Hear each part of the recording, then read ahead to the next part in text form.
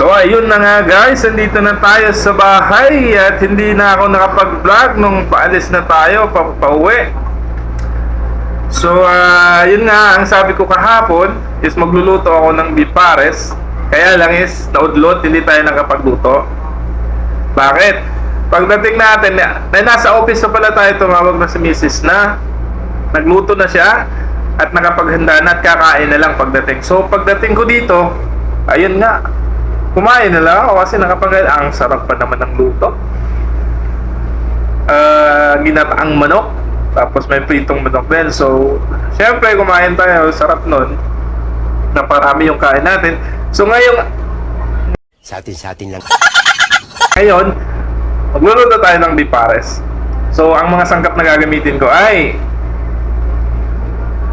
yung laman ng ulo ng baka, buto ng paa ng baka, yung pangbulalo na buto, tsaka lalagyan ko rin ng skin, balat ng baka. So gaya nga ng sabi, lahat tayo hindi pare-pareho ng pagluluto. May sarili tayong way ng pagluluto. So yun nga ang gagawin ko. So mag-i-experience ako, mag-i-eksperimento ako ngayon kung ano yung magiging lasa at kung ano yung kalalabasan. So tara, samahan niyo ako. So ayun nga, andito na tayo sa kusina.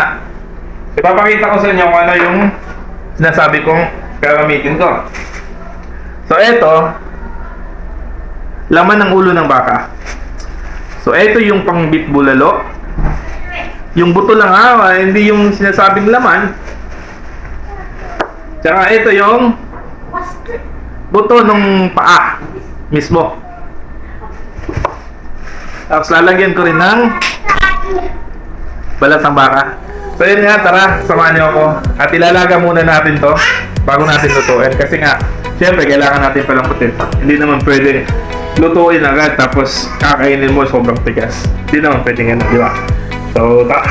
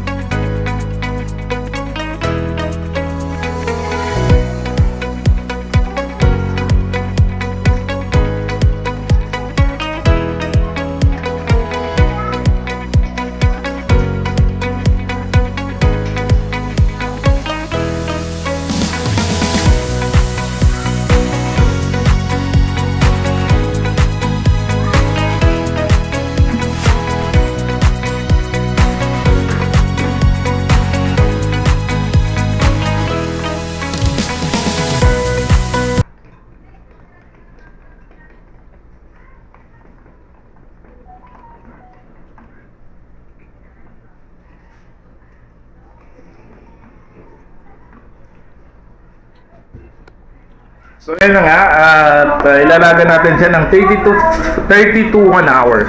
Tapos balikan natin ulit at tingnan natin kung malambot na. So mamaya ulit. Tara, check natin. Okay na ba? Kung malambot na ba? Or hindi pa.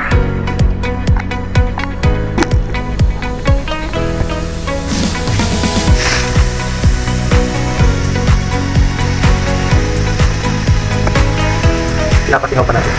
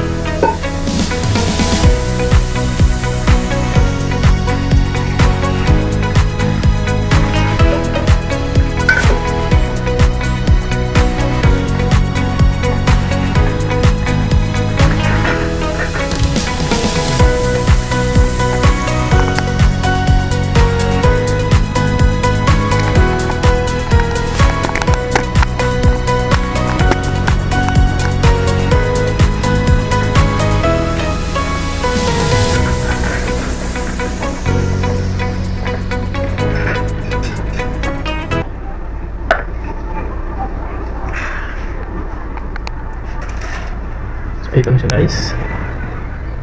Oh, so malambot na. So malambot na, tara lutuin na natin. So tara, lutuin natin. Simple lang yung mga rekado natin kasi nga hindi tayo kompleto at saka experiment lang naman to. So ito is sarili kong recipe.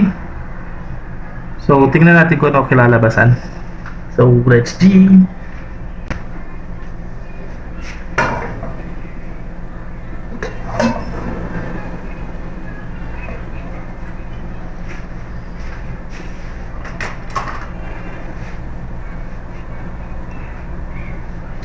Ito lang, bawang, luya at saka sibuyas. Tapos lalagyan din natin siya ng clove saka cardamom para bumango.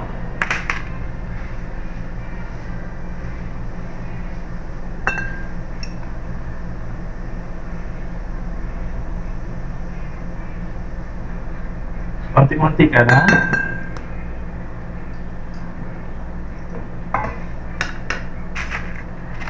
Unahin natin itong cardamom at saka clove. Mga 5 piraso lang.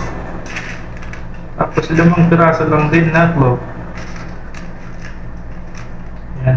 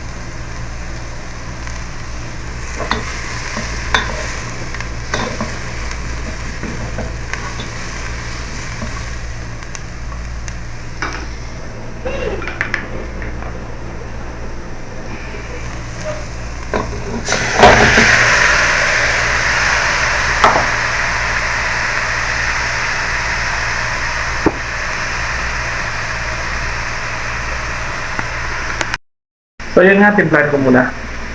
Balikan ko kayo. Ayun na nga, tapos na tayong magluto at natimplahan ko na rin. So, tingnan natin.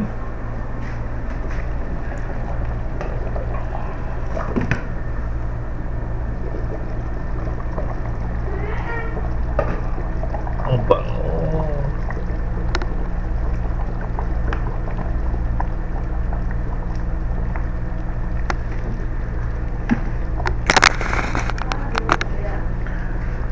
Ito na siya. Wow, sarap. Ang bango.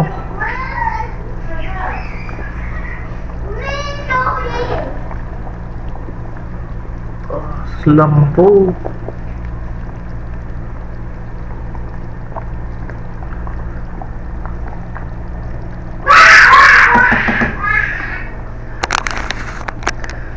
So ayun na nga guys, tapos na tayo magluto. Okay na to. So dito ko natatapusin itong video natin, itong vlog natin, dahil hintayin nyo ang pagmumukbang ko sa Paris na to. Bye bye!